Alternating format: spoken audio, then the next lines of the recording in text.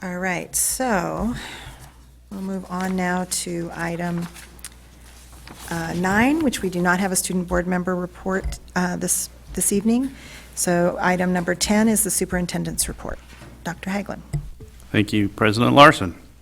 I am grateful to end the year with so much hope for the return of normalcy in the coming school year. Vaccines and lower transmission rates have enabled masks to come off and smiling faces to emerge. While students are able to breathe freely outside, most are choosing to wear their masks as they congregate with others. I appreciate their safety-first attitude. While masks continue to be required indoors on K-12 campuses in California, regardless of vaccination status, this seems to be a minor inconvenience compared to the benefit of having our young people back on campus. I'm grateful for our teachers and classified team members who are working this summer to provide various intervention and enrichment programs for our kids. And we look forward to seeing the vast majority of our students back on campus, in person, 5 days a week, beginning August 11th.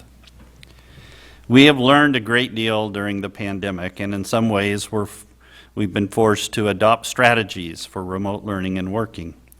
As we move forward, some of those new learnings will sustain themselves in the form of changes in practice. For example, the use of remote learning and communication tools will likely be reduced, but it's not likely to completely fade away. As a part of the governor's recent executive orders, the flexibility given to boards and other local governments to conduct virtual meetings is set to expire at the end of September. Assuming all things remain the same, we anticipate that our board meetings will return to regular order at that time.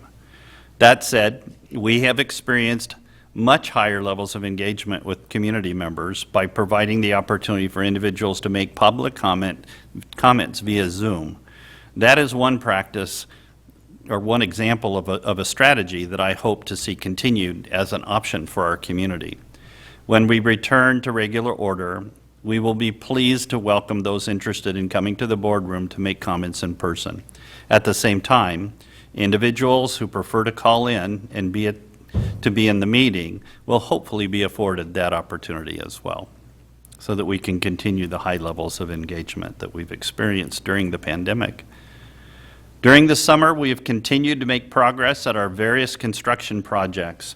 The new buildings at Foothill and Amador Valley are on track for opening in the fall, and the Leidixson rebuild has moved into Phase 2, with work beginning on the kindergarten area and the admin buildings. The parking lot work at Hart will conclude in the coming few weeks, and work will then shift to the front of campus as we begin to raise a new science building in that location. Yesterday, Mr. Sheikho Salami and I took time to take a look at the painting project at Foothill High School. It's amazing to see the difference as the school site is being refreshed and as Falcon Blue replaces the red roofs of the school. While next year will likely present new challenges, some that we may not even be aware of yet, we will continue to provide safe and effective learning and working environments for our employees, our students, and their families. Your board and cabinet are working to identify and obtain new sources of revenue to supplement the shortfalls in California's funding mechanisms and to counteract a recent decline in enrollment. The Pleasanton Virtual Academy is helping to establish one of those footholds for new enrollment. I'd like to offer a special thanks to Mr. Ed Dialazzo and Ms. Heather Pereira and the Educational Options team for their focused work in this area. Finally, I just want to put in one more plug for our summer celebration of the class of 2020. The survey that was sent to students and families via email closes tomorrow. So I hope that our class of 2020 students and families will check their emails and complete this interest form between now and noon tomorrow. So that's my report.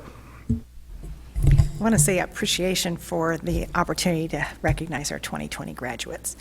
It was a rough year for them, and that would be nice to be able to have a celebration, something similar to what they would have had with a regular graduation.